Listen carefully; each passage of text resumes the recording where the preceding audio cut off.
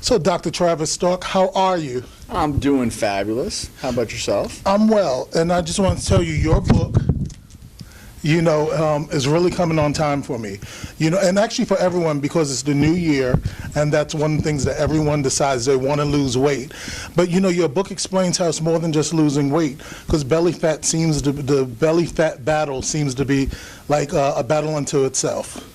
Well, it is, and I think the biggest challenge is it is a good time, new year, new you, but I've always said this when I talk on the doctors or even in this book, the battle against belly fat, it's one of those where people often lose it because they don't know the right tools. Yes. And so in this book, I take a unique approach. There's all this new science out there, and you probably know this now having looked through it, about how these external influencers play a role in whether or not we are able to lose weight. And your gut bacteria is a huge one. I talk about the gut microbiome. And Yes. so trying to introduce these new concepts that maybe it's not your fault if you're having trouble losing weight. So let's address this new concept of Yes. the gut microbiome and how eating certain foods will help you lose weight Right. by putting these, I call them little buddies, Right. your gut bacteria to work to help you lose weight. Okay. Like I can say, I've been trying to battle belly fat since I was 13 years old. Because before 13, it was just like, oh, you're a cute fat little kid wearing husky clothes. But then when I turned 13 and going through puberty, then I'm trying to be sexy. And, I came up in the 80s, so you wearing Jordache and sham shirts with a muffin top. And, I was a 30 waist, but I always have had belly fat. Mm-hmm. And no matter how much I exercised, it didn't matter. And there were people who were larger than me, but that didn't have to battle belly fat. So the size of your body doesn't have anything to do with the belly fat battle, does it? Well, it's funny because we've often thought that, hey, it's genetics. Right. And genetics always play a role in everything in our lives. A lot of people think it's how much you exercise. Interestingly, exercise has very little to do with your belly fat. I will never do cardio again. It is very important for this guy, though. Oh, okay. It's important for the ticker. So, yeah, we exercise mainly for heart health and overall well-being. Okay. What you put in your body, food-wise, that is what dictates losing your belly. So that's why the Lose Your Belly diet obviously focuses on food. It focuses on other lifestyle measures, but by far the number one predictor of losing belly fat or gaining it is the food you're eating. Okay. As far as your size, I think that's where things get interesting. Yes, there's a genetic component. Yes, we all have, in medical school we learned everyone has a different frame. Yes. There are endomorphs and ectomorphs, Right. which basically means there are some people with big frames Right. and some people with tiny frames. But we're now learning that one of the predictors as to whether or not people are going to easily gain weight, it's the gut bacteria that live inside their guts. And these gut bacteria weigh up to 6 pounds. There's 100 trillion of them. Right. And so even generationally in families, sometimes the gut bacteria may be the reason why obesity is running in certain families. But Yes. the cool thing is, again, in the book I try to teach people how you can modify it, how you can modify the number of bacteria in your gut and the types of bacteria. And what's cool is this seems to be a useful tool in helping people lose weight when they previously maybe have had difficulty doing so. Okay. Is there I have a really good friend. He can eat everything. He drinks beer, and he has a six-pack, and he can not work out for 4 months and still have a six-pack. Is there anything? And you're friends with him? It's hard. It's really hard. friends? Luckily, I'm smarter than him. But, is there something like that I could do? Is there some type of transplant that we could take from his body and inject it in mine? Well, it's funny that you say that because they are looking into, at some point, the possibility of fecal transplants for people who have maybe their, again, gut microbiome. That's the bacteria that live in your gut. Yes. The species and the number of them vary across every individual. It's interesting. They've done studies on mice, for instance, and in mice, if they put in gut bacteria from obese people or obese mice as opposed to thin mice, they are more likely to be obese. So what you could someday see, Okay. theoretically, we're not there yet, would be you could go to lean people and take some of their gut bacteria and Okay. transplant it into others. We're nowhere near that right now. But what is cool, and again, I talk about this in the book, there are actually all these wonderful tools. Increasing your fiber intake. I recommend every single day eating a probiotic-rich food, and I go through that in the book. Yes. Interestingly, these measures in studies, within 2 to 3 days of changing the way people eat, they can start to change the makeup of their gut. And I'm not talking about just the gut bacteria. Right. Once you start changing that, you then start to lose your belly. And Okay. that's why it's called Lose Your Belly Diet. Right. Change your gut, change your life. Shameless plug right there. So now, what are some foods that you would recommend people adding to their diets? Okay, so obviously in the book I talk a lot about why. I think it's important to know why you're doing something to be successful. Two of the simplest things, the food that your gut and gut bacteria love the most, fiber. Okay. Most Americans aren't getting enough fiber in their diets, and so there are a couple simple things that people can do. When it comes to fiber, every single meal you should try to up your fiber intake. And some simple ways to do it, let's just say you're making chili. Yes. Take out some of the meat Okay. and put in beans or lentils. Okay. You're getting great plant proteins, which are associated with a longer lifespan. Okay. You're still getting that protein, so, you know, because you're pretty buff, Right. I mean, when I touched your heart, I thought my hand was going to break from your chest muscles. But I think what's important is subtly introducing fiber. If you're eating a sandwich, putting it on whole grain or whole grain sprouted bread, and instead of mayonnaise, put hummus on it, because hummus is made of chickpeas loaded with protein and fiber. And those simple tricks, which I highlight throughout the book and have recipes for, that fiber intake quickly, within a matter of days, what happens is, I call them your little buddies, your Yes. good little buddies. Yes. They start to nourish themselves, Okay. and they increase in number, and even the diversity of them increases. And then what happens is, somehow, in some way, they help you start burning fat. Okay. And what's interesting is you're actually eating more food, Yes. but you're losing weight. Okay.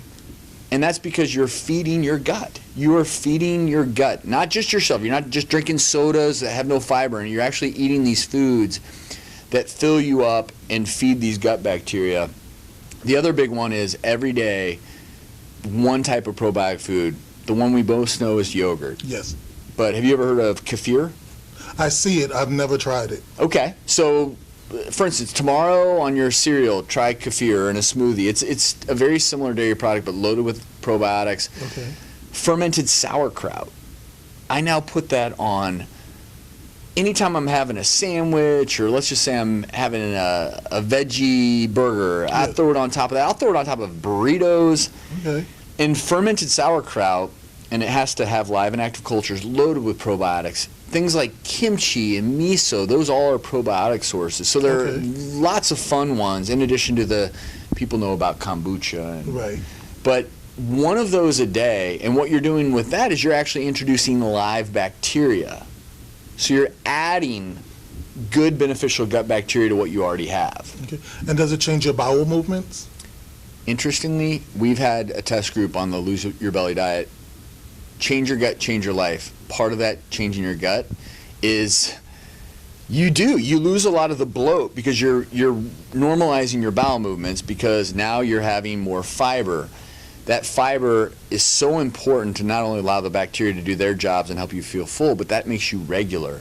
And what's interesting is, and this is a really cool thing, in the test groups in this book, people who maybe they don't have a ton of weight to lose, they just have a lot of belly weight to Yes. lose, the bang for their buck, because again, most of us want to have a lean belly. Yes. Because not only is it better for our health, but we It want to look looks good. amazing. It does look amazing. That's key. So we're seeing a lot of people, maybe they only lose 8 pounds because that's all they had to lose, but 4 inches from their waist. Right.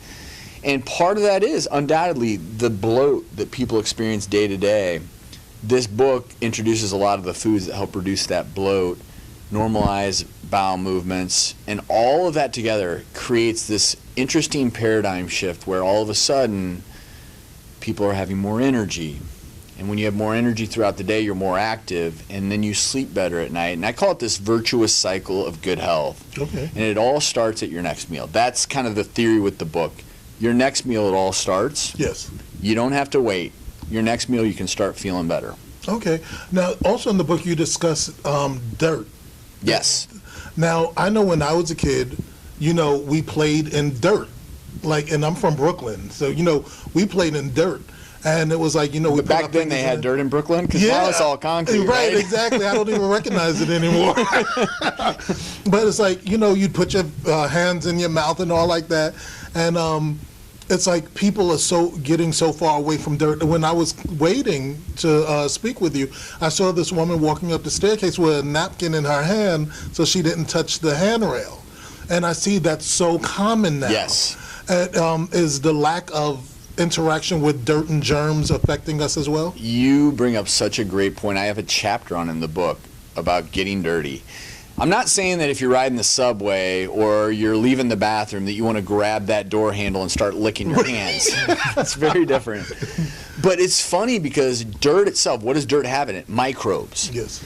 And we've grown up now, and especially kids nowadays, it's such a hyper-vigilant cleanliness and hardcore chemicals. And what happens is kids are no longer exposed to these bacteria. Yes. And they're also exposed to these harsh cleaning chemicals and antibacterial soaps. Yes. And it destroys the gut microbiome. And again, we're just now beginning to realize this, but your gut microbiome also has a huge role in your immune system function. So kids who don't have as developed a gut microbiome, yeah, they're more likely to be obese, but they're also more likely to develop allergies or asthma.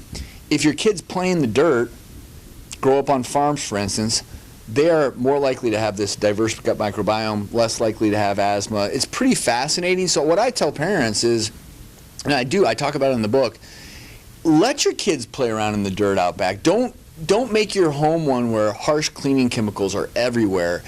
It's okay to use less. When you're in your home in particular, it's okay to use gentler cleaning supplies. You don't have to wash your hands at home every 5 minutes, and you don't have to use anything but normal soap and water. Yes, in the hospital, I'm not going to treat a patient and come out of the room and be like, hey, my hands are dirty, high five. but it's relaxing the standards, letting you have the family dog, let your kids pet the dog, you pet the dog, and yeah, you're going to get some of their bacteria and they're going to get some of yours, but hey, most of these bacteria, they're good for us. Okay. Now I have two more questions. One is, okay, so now, can you clear up the myth? This is for men. Okay. Now, there's been, I don't know if it's a myth, but I want you to clear it up, that men with the more belly fat that a man has, the shorter his penis is. Is that true? The more belly fat a man has, the less visible his penis is. See, it's so true. It's not shorter, it just appears to be shorter. And I can't think of a better idea to lose weight. That's what I'm saying. This for all the guys. Well, obviously, look, vanity plays a role. But yeah, if you're carrying extra belly fat, Right. We're getting into some birds and the bees talk here, but yeah, the belly gets in the way. Okay. And what's also interesting, and getting serious for a moment here, is the reason that belly fat is so important to get rid of is it's biochemically active. And so that biochemically active belly fat, it's called visceral fat, puts you at risk for all the chronic killers, diabetes, heart disease, cancer. But interestingly, it also can put you at more risk for things like depression because it increases cortisol production. Okay. That increases your blood pressure. Over time, that can actually lead to erectile dysfunction. Right. So it really is that first step towards improving your health, better eating, losing belly fat, the lose your belly diet is why I called it that, because you're getting all these secondary benefits from it. And look, if part of it is to have better sex with your spouse, Right. all for it. Okay. All for it. Okay. And the last question is, what would be your number one recommendation of what to remove from your diet to help to lose belly fat? So people will think that I'm just going to say sugar. sugar's not inherently evil. Too much sugar is inherently evil. I actually don't believe in artificial sugar, things like that. The thing we get way too much of, refined carbohydrates. And if people do nothing else, go into the cupboards, get rid of the white rice, the white breads, the white pastas, and replace those in your cupboard or your freezer with whole grains. I talk about all the whole grains in the book. There's these new sprouted whole grains. And what's really cool about it is after about 2 weeks, the people in the test group said that all of a sudden their taste buds, the richness of a whole grain is so much greater on your taste buds than this refined grain where it's stripped of all its fiber, it's stripped of all its nutrients. So we are unwittingly in this country consuming tons of excess sugar in the form of white bread and white pasta. So if people change that and nothing else, they'll see a big health benefit. Really?